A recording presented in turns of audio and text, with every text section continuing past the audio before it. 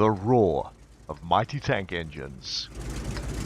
The peal of distant thunder as ominous grey skies close in over Fisherman's Bay.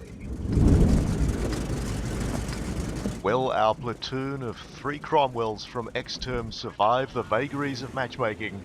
Find out next!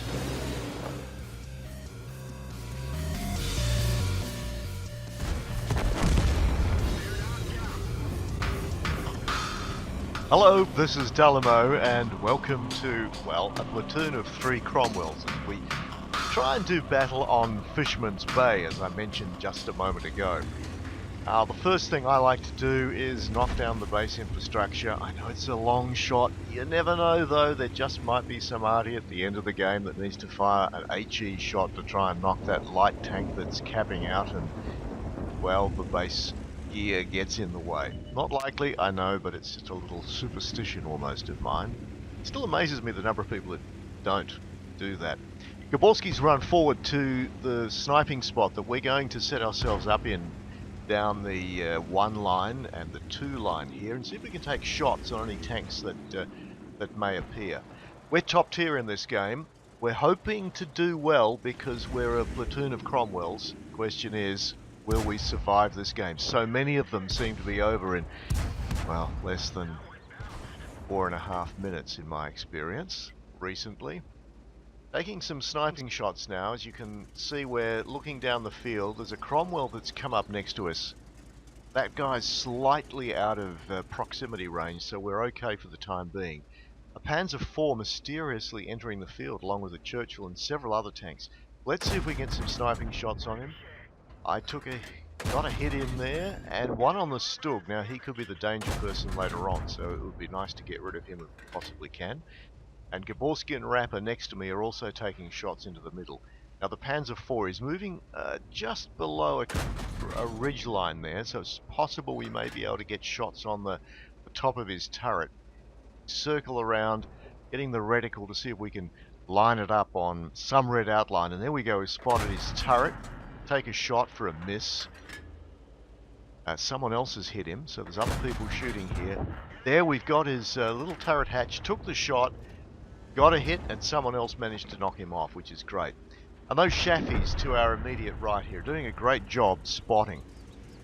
Here's one that's looking like he's taking a bit of a risk running across that open area there. We've only seen the Stug down the line, but we expect there's more TDs. There's a Jackson on the enemy team. Not been spotted yet, as you would expect at this stage of the game, only a few minutes in. Now what's he doing? He's having a good look at that Cromwell. He's pulled back, fortunately. Now the SU is highlighting the Cromwell, and I can understand his concern. The Stug has died next to us. Thunderbolt has withdrawn behind cover. These are good things. I think it's too early to go push, but hello, here comes the Shaffy, and he's dived in there. This is just a bit too early, but we've got to go now because our team is going to go down. So Gaborsky has run forward, calling the rest of us forward. Rappa has started moving. I'm still not sure this is the right thing to do, but, well, what can you do? I think it's a chance that we have to take now to get rid of that Cromwell. There is only the Stug and the Jackson shooting us down the line, so the chances are we'll get rid of this guy fairly quickly. And Gaborsky's already got some shots in. I've taken one and then rammed Gaborsky. A little momentary lag as I get shot up the rear by that Stug that I've been concerned about. Being shot up the rear, never a comfortable experience. And Gaborsky takes a hit from something, he says probably the Jackson. We go forward. Rappa following up behind us here. Now just behind this ridge, there we go. Behind that rock is the Jackson. So let's go, let's swing out and see if we can take him down. Stug spotted, but that's not a surprise. I want to get up behind the Jackson, get away from that 90mm gun, circle around him and use him as cover against the Stug, who in fact is already dead. Jackson down, and I take another hit in the rear. This is not looking like a very comfortable match, let me assure you. And it turns out it's the Churchill, although he remains unspotted. Remember, we saw him earlier across the field. Okay, so we're going to go forward here. We're looking to see if we can catch arty in that little dip. I often hide in this dip around A1, A2, as you well know. But sensibly, they've managed to evacuate themselves across down the A line. So we've seen the Churchill now. Let's take him down. See if we can get some shots on. That was a nice hit. Lucky. Another one. Gaborsky's got some hits in. Another one. I've run into Gaborsky. I am not doing this so well today. And Artie just clocks me an absolute doozy there. And I'm tracked and stopped with a good amount of my damage down. But we can spot him. The Artie's at A7 as I've just clicked on the mini-map there. Firefly across the way. And he's taking some shots at us.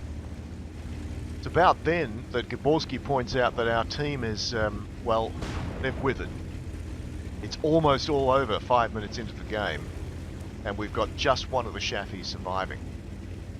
Firefly on the hill. So Gaborsky says, let's go back and see if we can reset, and calls me on to deal with artillery. But I've got a shot on the Firefly, so I'm going to stop here and take it. Yep, that was good. We got a hit in there. Can't see him anymore. What's happened? He's moved behind a building, so that's me out of that little contest. My job now is to go and find Artie. I wonder where they could be.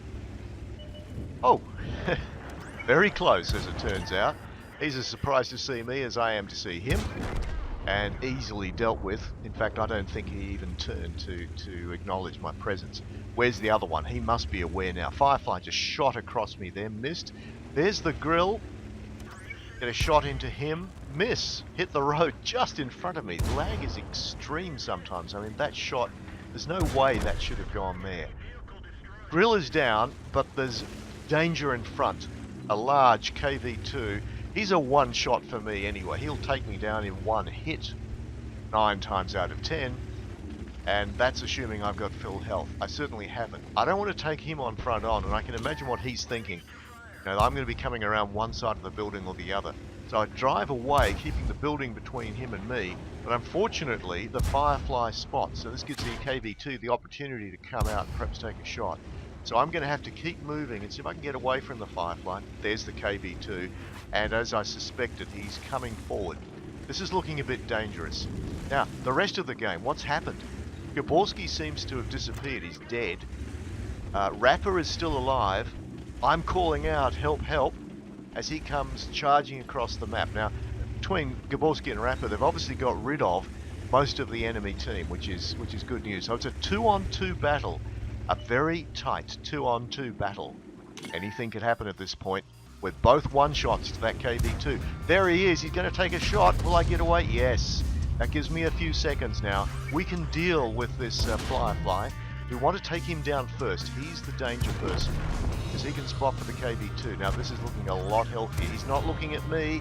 I get another shot in, get around his rear. He's not going to turn his turret in time. And this looks like a narrow win for Exterm. Renegade here. Hope you guys enjoyed this video. Don't forget to like, share, subscribe, and check out our other videos.